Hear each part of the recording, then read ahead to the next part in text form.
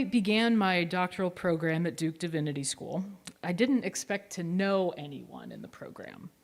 Duke is a Methodist school, and it's 350 miles or so south of the Mason-Dixon line. I am neither Methodist nor Southern, and while I've spent time in both of those worlds, actually, I also cannot pretend to call either one of those home. So when I arrived on campus in August of 2022, which seems like a million years ago now, I expected everything and everyone to be entirely new to me. And so I was surprised on my first day to see someone in my program whom I recognized. Sam, not their real name, but Sam, was someone I had known while at Princeton Seminary. We had graduated together, in fact. And known might be a bit of a stretch. I knew who Sam was. We had been in the same dorm at one point, but we weren't what anyone could consider friends or even really well-known acquaintances. I don't recall if Sam and I ever actually had a substantive conversation in our 3 years together. We had different friends, and we were in different classes because I had started a year earlier and we were in slightly different programs. So I suppose one could say that our paths were adjacent, but barely ever crossed.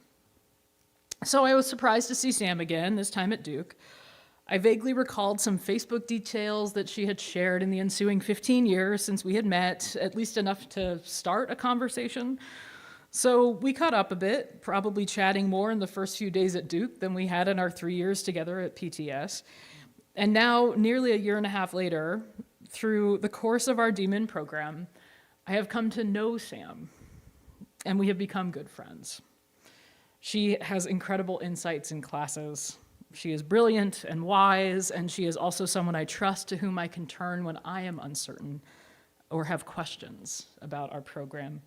And I'm very grateful God allowed our paths to not just abut, but to actually cross this time. When I first recognized Sam at Duke, I recognized her, but I did not know her. Which brings us to our text for today.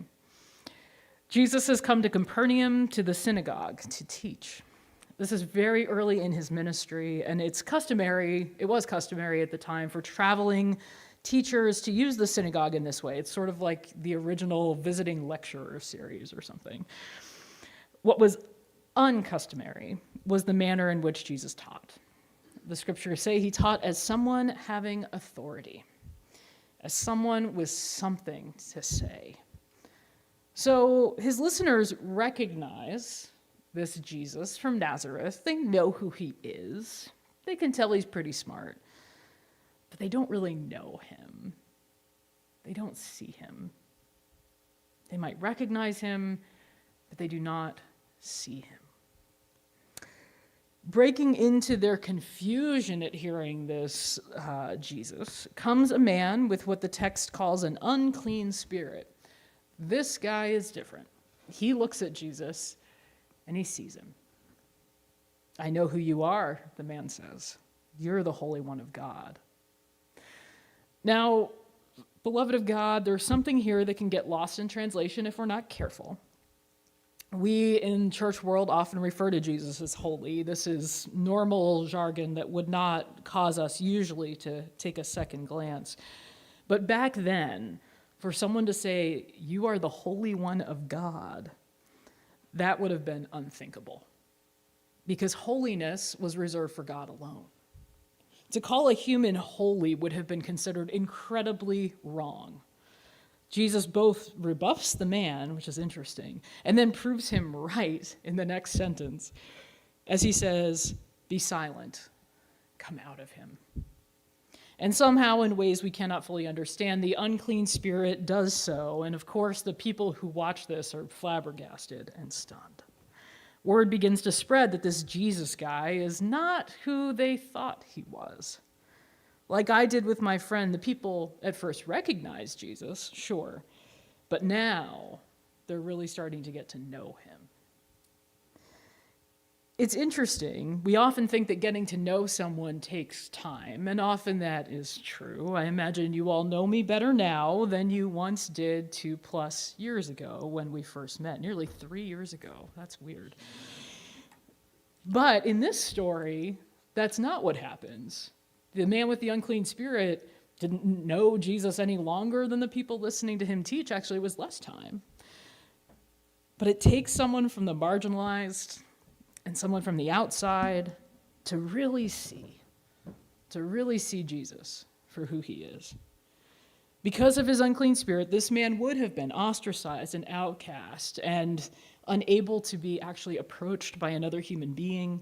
It is only in the synagogue, which was one of the remaining public spaces at that time, that this man would have still been welcomed with his uncleanliness, that he comes and he sees Jesus. He really sees him. And not only does he see him, but he knows. Oftentimes in the scriptures, there's this mystical sense of the unclean spirits or demons or whatever the translation tells us it is, having sort of God radar, being able to recognize Christ. But as it translates today, I think this happens to many people who have sat in lonely spaces. Many people who have become acquainted with places of depression or anxiety. Jesus is really seen by folks who are in pain or loss or who have experienced grief or despair. The shadows recognize the sunshine.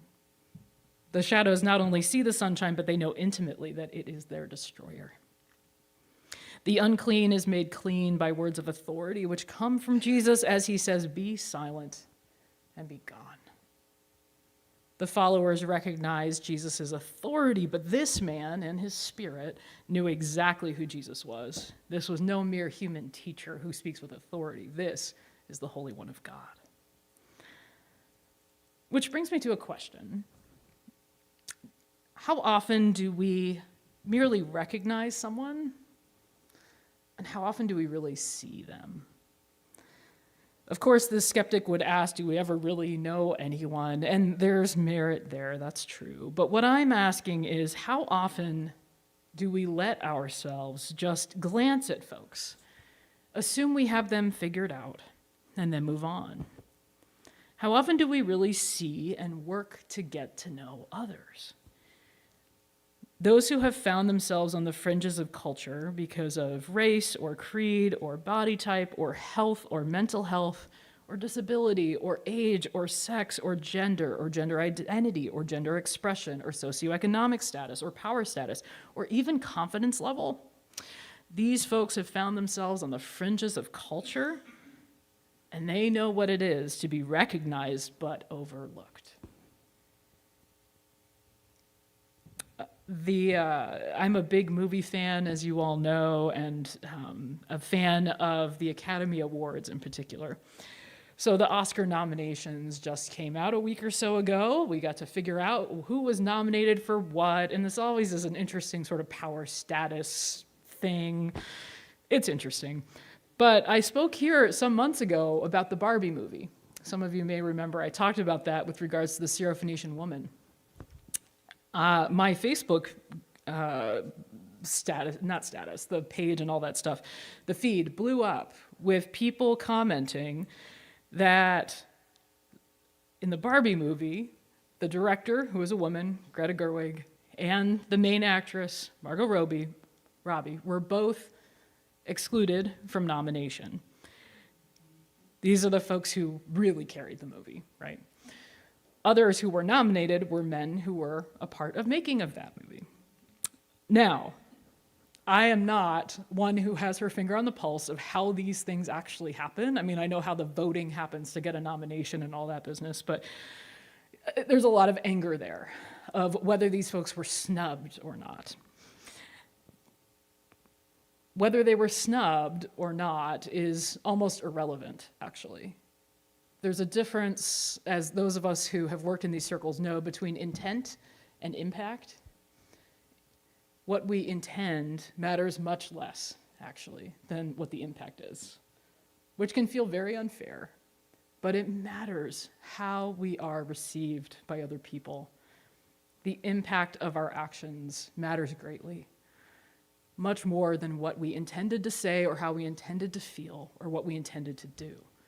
What happens matters more, and how things land matters more. So whether there was intentional snubbing or not is actually kind of a red herring. It's more about, okay, the impact of them not being nominated is felt much more heavily by the generations of women in Hollywood who have been routinely ignored and not received the same accolades and honor. So who knows what that story actually is, but the impact is felt greatly because of our history, which is partly why we have things like Good Trouble moments every week, partly why we constantly have to be reminded that this is hard work. It is easy to recognize someone, but it is also easy to really overlook who they are, to not really see them. There is a vast difference in the two experiences between being recognized and being seen. And when we fail to see others, beloved of God, here's the rub. When we fail to see others, we fail to see Jesus himself. We may recognize him. Sure, he's the guy we talk about on Sundays, right? But we won't actually see him, and we won't actually come to know him until we get to know each other. The flip side of that is that when we truly see Christ, we see him everywhere. And we'll see him in one another as the one who gives us life and love. We'll see him in every place that grants him quarter. He shows up. He's even been known to show up to annual meetings, so I've been told. Fancy that. But the risen Christ, the Holy One of God, is with us and always will be here. And if there is a positive vote in our upcoming annual meeting towards a governance structure change, he will be with us in that too, as we live into the messiness of all that will be.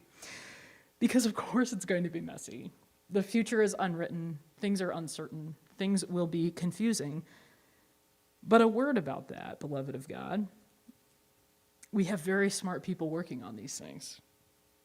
We don't pretend to know all the answers. We don't pretend to even know the impact we will have. But we do know and can see, not just recognize, but can see the God who shows up amidst the mess. The God who shows up to those with unclean spirits. The God who shows up to those who actually don't see him but just recognize. Jesus shows up to everybody. The God who stays with the outcast, the God who offers us an invitation, come and see. Come and see. Come and really see what the Holy One of God can do. We have been grafted into that same mission and that same plan as people of God. In the coming year, may we approach our God with teachable spirits. May we be granted sight and cleanliness of spirit as we take these next steps together. May we not be content with recognition. In this Epiphany season, with the starlight guiding us, let us really see and come to know God and one another more intimately so that we can see what new thing God wishes us to do in this world. May it be so. In the name of God, Jesus, and the Holy Spirit. Amen. Amen.